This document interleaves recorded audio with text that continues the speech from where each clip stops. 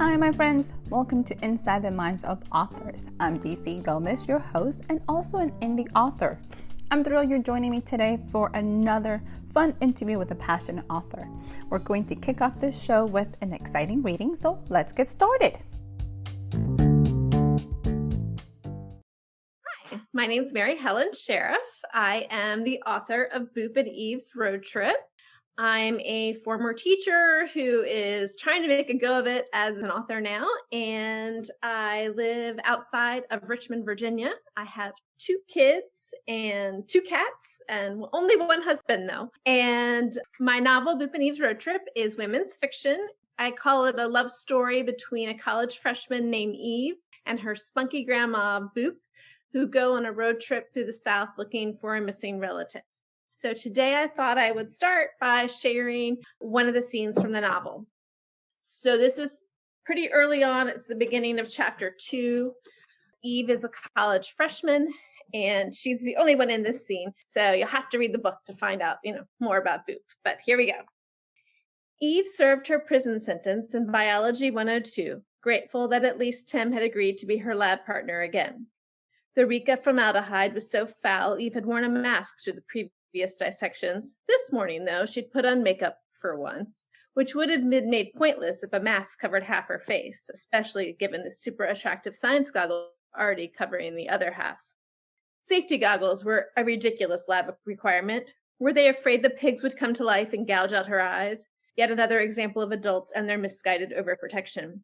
Everyone said she'd get used to the smell after a few minutes, but Eve had yet to move past the nauseous stage. Tim rolled his eyes toward the corner where several girls in form-fitting shirts with plunging necklines were squealing and prancing around like piglets themselves. But when Eve examined the real pig strapped to the tray in front of her, thoughts of silly girls and dancing piglets vanished completely. The pig was small, fetal, its skin a paler and tanner version of pink than the one she'd used in her childhood coloring books. Funny how we simplify everything as children, even colors. Eve would have given a great deal to be able to color her world with a box of 16 crayons again, though perhaps not her fashion designs. Tim's gloved hand sliced the throat to the umbilicus. Eve locked her gaze safely on the lab book. Her hand shook, partly because, blood and guts, and partly because today was the day everything would change, the day Eve would take control of her life and ask a boy out, ask Tim out. In spite of her mom, in spite of her own terror, she wouldn't wait to report back to Allie. They hadn't talked in 2 weeks. Practically forever. Wouldn't she be shocked and proud? Tim exclaimed over the pig's scrotum. Eve followed his pointing finger and instantly regretted the tater tots, Lucky Charms, and devil's mess she'd had for breakfast. Tim folded back the skin and muscle to reveal its gummy internal organs, the stomach, the intestines, the liver. Eve swallowed down the stomach acid leaking into her mouth. She needed to stop watching, but couldn't seem to help herself.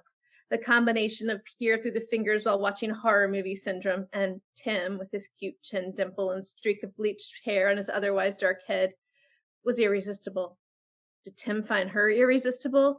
When she asked if he wanted to grab a coffee after class, would he jump on the chance? Maybe he'd been trying to find the nerve to ask her out. Just last week, he'd mentioned being interested in someone, and he'd said it with heavy significance, as if the someone was actually her.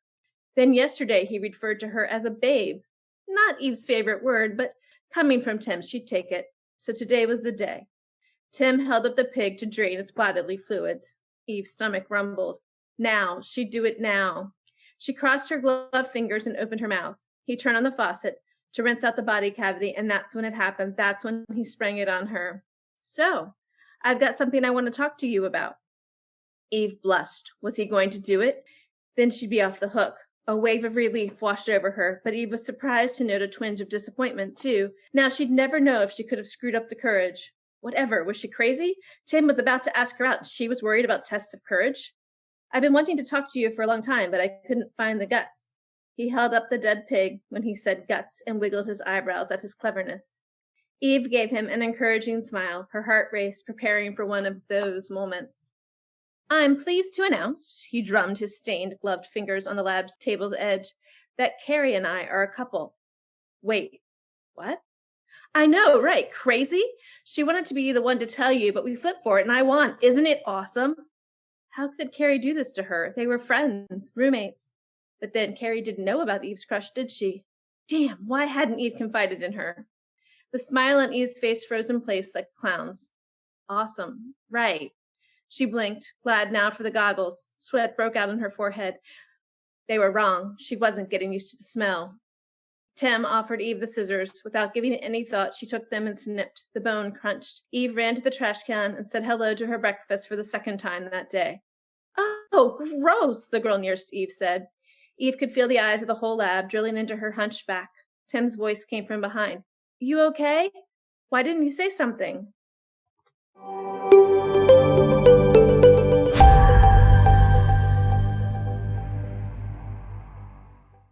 Hi, everyone, and welcome to another episode of Inside the Minds of Authors. I am so excited. I have the fabulous Miss Mary with us. How are you, madame? I am great. Thanks for having me. I am so glad you joined us on this show, and we're going to jump right in because I am fascinated about this story. What is this book about? Tell us. All right. Well, this book is about Eve. She is a college freshman, and she's the product of a super helicopter mom. And so she's off on her own for the first time and doesn't exactly have the coping mechanisms she really needs to deal with everyday problems, which means that she ends up spiraling into a depression.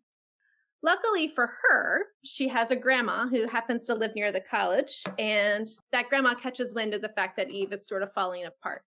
And grandma has her own history with depression, and so she decides that she needs to help her granddaughter. And so when Eve comes to her grandma and says, hey, I need to borrow your car. I want to go to the family beach house. And really what's gone on is that Eve's best friend, Allie, is missing and Eve wants the car to go find her. But she doesn't want to tell her grandma that. Grandma says, well, you can borrow my car, but I actually need to tag along and I need us to stop at my sister's on the way. So basically, Boop was trying to manipulate Eve into letting her come so that Boop could figure out what was going on with her granddaughter and help her get through it or manage it or whatever. So most of the book is their road trip together and Eve sort of dealing with getting to know herself and believing in herself and finding confidence to follow her dreams and stand up to her mom. And Boop has a secret. It's from like 60 years ago, but revealing that secret could kind of help clean up some mess in the current day. And so she's sort of waffling between like, if I share my big secret, or is everyone going to hate me now? Or would it actually make things better if the truth was out and we could all work from there instead of from the lies that have been told in the family history? If they're dual protagonists, you only got a little taste of Eve there, but a lot of the book is from Boop's perspective. There's so much going on in this book, but it's so exciting. And I think I'm kind of a little shocked because her take is so amusing and so funny and so giddy. So to know that she's spiraling into a depression kind of takes you back. I was like, oh, that's different. So I'm curious to see how she handles that. But I'm also very curious. You have such a huge themes. Why do you decide to tackle them? The mental health issue was where kind of the book started. When I started writing the book, I was coming out of some postpartum depression issues and I was sort of on my way to recovery. But as the writing process was a part of my healing, a way of sort of looking back and reflecting on what that felt like and how I found a way out and what advice I might give to someone who was going through that. I wanted to capture someone who's depressed for not a huge life event, a big trauma. It seems like in a lot of books, you do see depression, but it's usually the result of some giant trauma. And I mean, that's real and that's important. But I think there are a lot of people who also struggle from depression that don't have like this big reason why. And that in itself can feel kind of deflating when you can't put a name as to why you feel the way you do. And then you sort of feel guilty for feeling that way. And so I wanted to try to authentically capture what it feels like to be depressed, or at least what it felt like for me to be depressed. And so that was what I was trying to do. At the same time, I wanted people who might be feeling that way to find the book a source of hope and not to find the book itself depressing. And so there is a lot of humor in it, especially Boop in particular is quite funny. And this is maybe catching Eve before she seriously starts to to fall apart. it's not her darkness, of course. This is her still having hope that, okay, I can get this boy and things will be better and I can take charge. We have another scene where she attempts to take charge, and then from there we fall apart. So that's where the mental health piece kind of came in. You mentioned helicopter parent, which seems to be one of those topics that we've been throwing around. And I think one of the things we take for granted is, what are the kids like from helicopters, parents? What do they look like when they become 20, 30-year-olds? Can they function? Yeah. And I think that's a beautiful way of tackling it. Yeah, I was a young mom when I started writing this. And so I should say I was a mom of young children. I don't know how young I really was, but I was really struggling with the people around me and their varying opinions on how one should raise a child. And I seem to be in the cusp of helicopter parenting being the expectation that you were supposed to protect your children and guide them and sort of micromanage their lives. That didn't feel right to me. That's not how I was raised. And yet I didn't want to be irresponsible. I didn't want to put my kids in danger. So it was hard to figure out exactly how I personally was going to parent in the environment that I was in. So I think that Justine, who was Eve's mother, her helicopter parenting is sort of like my worst fear of being a helicopter mom. I don't think I was in danger of being negligent, but I do think I was in danger of taking over my kids' lives too much. The fact that you had that conscious thought going in your mind probably made you more aware that you were not going to do it. So you were. You're probably right. You're probably right. When I worked as a teacher, I was teaching middle school at one point, and I had this lovely young woman that I taught who was very smart and very sweet. I did student council with her. I was the student council sponsor. And one day it was at a dance and we were working in the concession stand. Someone knocked over a 2-liter of soda. So giant mess. And this group of children who were all awesome kids. And they all looked at me and they were like, well, what do we do? And I was just sort of thrown by you're 13 years old and there's a spilled soda and you don't know what to do. Our mom just cleans up after us when we spill things was sort of the feeling that I kind of walked in with. And then I said, well, why don't one of you go to the locker room and grab paper towel so we can clean this up? And so this young lady runs off to the gym to get paper towel and comes back with one piece of paper towel to clean up an entire 2-liter of soda. And that to me was sort of an epiphany moment of this is what happens when you helicopter parents. You have these wonderful kids. They don't have life skills, And so I sent her back to get more paper towels and we cleaned it up and we moved on. But that reverberated in my mind many times when I was parenting and wanting to do things for them. And yet reminding myself that even though sometimes having them do it is harder, that's an important thing for kids to learn. It's such a beautiful picture because sometimes you take it for granted. As adults, we're like, it's a mess. Go fix it and pick it up. At that age, if you never had to do it, this is huge. What are we going to do? Yeah, I'm with you. It's oh, wow. You handled that beautifully because I would have been like, are you serious? Really? Really? This is where we're at. So tell us, Madame, You're writing women's fiction. Is there a subgenre to this book, or is it just very broad in the women's fiction category? Well, I think you would also call it Southern fiction. Boop is very Southern. Our road trip is through the South. There's lots of Southern motifs in it, especially food. It turns out I put a lot of food in my book, which I didn't really do on purpose, but in reading through it, I was like, man, they eat a lot. I have to be with you right there because I did that with my books. So I'm always hungry when I read your book. So it's that was not on purpose. I didn't realize my characters were always eating. But yes, I understand. I think something about the South. We're always eating down here. I was like, I guess so. There you go. And also, I think there's the idea of the sensory details that you want to put. So what are they tasting while this scene is going on? So glad you brought it up. It makes me feel so much better. I'm not the only one always talking about food. Thank you. Feel better. Is this the standalone book or are you considering making it into a series? It's standalone for now. I do have ideas of things I might do in the future. I am working on something entirely different right now. This book took me about 6 years. And so I really just needed a break from that particular story when it was over. So I'm writing something totally different.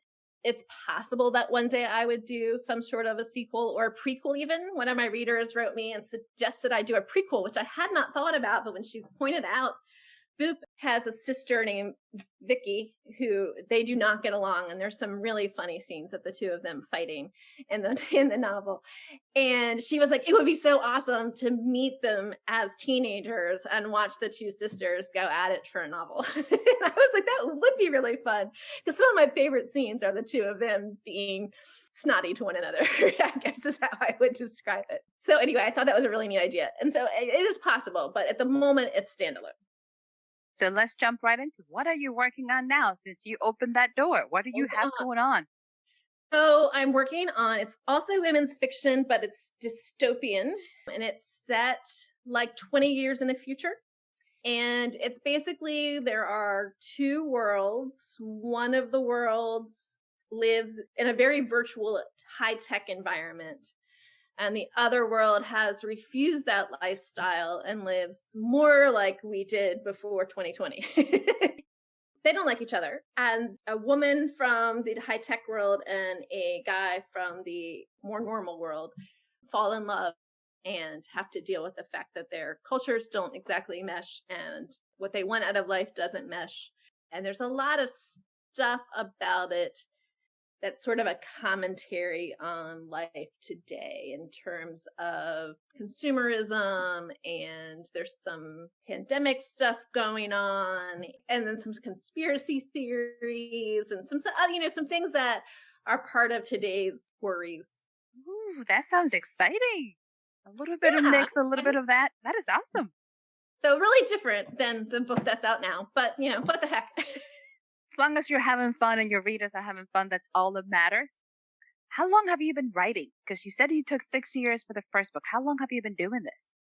So I've been writing probably my whole life to some extent, but when I was 23, so over 22 years ago, I decided I wanted to write books. So Boop and Eve's Road Trip is actually my fourth novel. The other three sit in a drawer and no one reads them. They were middle grade and YA novels. That is what I thought I was going to write. And so that's what the first three of them were. Boop and Eve's Road Trip started off as a YA novel, and the scene you got kind of reads like a YA novel. Certainly could be lifted from one. As I progressed through the story, it became clear that Boop was not going to just be a secondary character. And so half of the book is from an 80-year-old woman's perspective, which doesn't fit into the young adult genre. And because I made it adult, I could put in some more adult themes in there as well, and language and sex and, all the fun stuff that you can have in adult books that you tend to keep out of children's books. So it is a grown-up book, but there are definitely coming of age elements to it. I like what you're bringing to the table and how you're merging these two worlds, because for the longest time, you always see them very separate.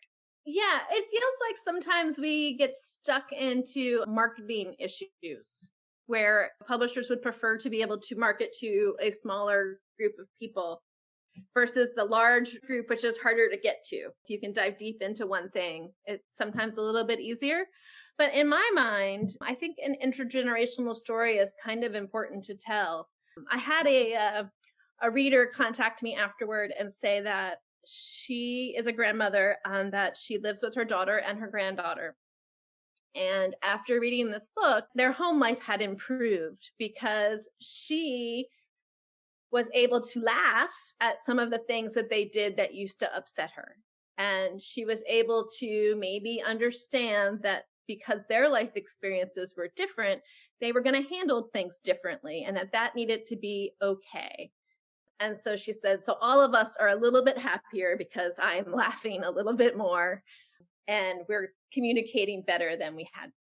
And I thought, God, that's amazing. Like, that's not what I set out to do. And I'm so glad that I was able to improve someone's life by helping them maybe look at a different generation differently. Ooh, that is powerful and beautiful. Absolutely. Pretty cool, huh? Yes, that's kind of the messages you want to get and be like, oh, wow, that's amazing. Thanks. If you could give an advice to an up and coming author, what would you tell them? I think I would mostly suggest that they make friends with a lot of writers. I think that this is a hard road. There's a lot of rejection, a lot of thick skin needed, hard to write a book, and then it's hard to sell a book. And having a community of people who are going through the same thing can give you advice, can give you emotional support. You can collaborate with them, you can learn from them. I think it just makes the whole experience considerably richer and more successful. And the sooner you do that, the better. Early on, you're looking for people to read your writing and for you to read their writing. And then later on, you're looking for people to help you find agents or write endorsements for your book. And then other people that you're going to collaborate with once the book's out to do giveaways and sales and share each other's social media posts and things like that. So that would be my big suggestion. For anybody listening, that is a really important and powerful one because sometimes we forget. You can collaborate and do a cross genre and a cross mix of audiences, and people can get a little bit of you and a little bit of your friends. So that is awesome. Yeah. I feel like building other people up while you're building yourself up is a good way to go in life and in this industry. It makes the journey a little easier to handle. Yeah. As you're writing these books, because they have very powerful themes and very strong woman themes, how much of you do you see in your characters? I have to think you see some of me in all of them, probably, right? Eve, you see the dark part of me, maybe exaggerated some. I was never quite as depressed as Eve gets in the novel.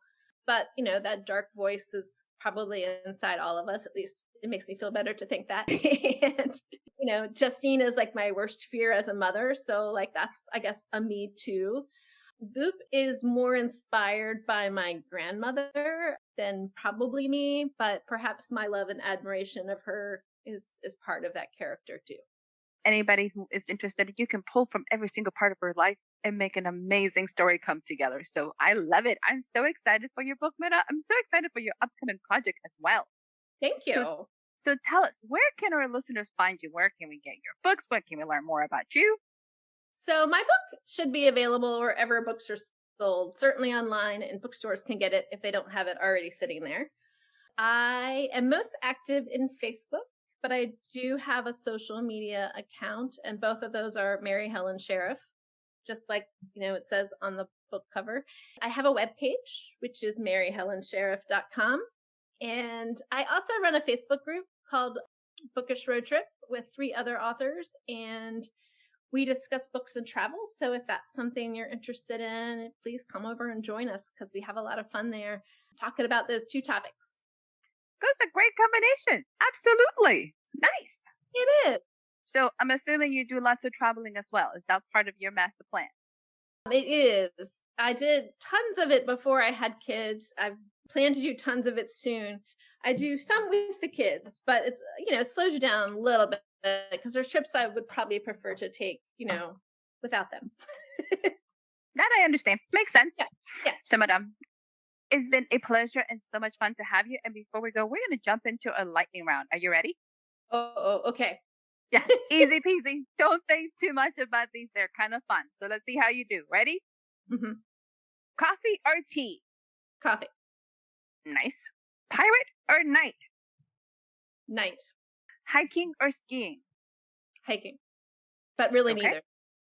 I think okay, we'll go with neither. So here's a little different. Let's see how you do with this one. If you could be any Disney villain, who would you be? A Disney villain. That's going to take a second. Let's see. How about Maleficent? She is very, very popular. Is Why she? would you pick her? I liked the movie because it humanized her. Most of the Disney films, they're just bad. And so I don't know. I guess I gravitated to someone who was bad, but like maybe not. Maybe she did bad things, but like maybe she had good reasons. You're looking at all the different sides of people. I appreciate it. Right. And probably all the other villains have that too, but there isn't a whole movie explaining it. So true, so true. So here is our last one. Let's see how you do. One word that best describes you. Let's go with thoughtful. I like it. I'll take. Sounds great. Okay. But it's been such an honor. Do you have any closing remarks for us? No, just thanks so much for listening and for having me. Hope you'll pick up a copy and give Boop and Eve's Road Trip a try. Absolutely. To all of our listeners, hope you had as much fun as I did. It's been such a pleasure. So, our listeners, go ahead, give this episode a like, share with your friends, invite people to join us. It's always better when we grow together, and we'll see you again next week for another awesome episode. Bye, everyone. Bye.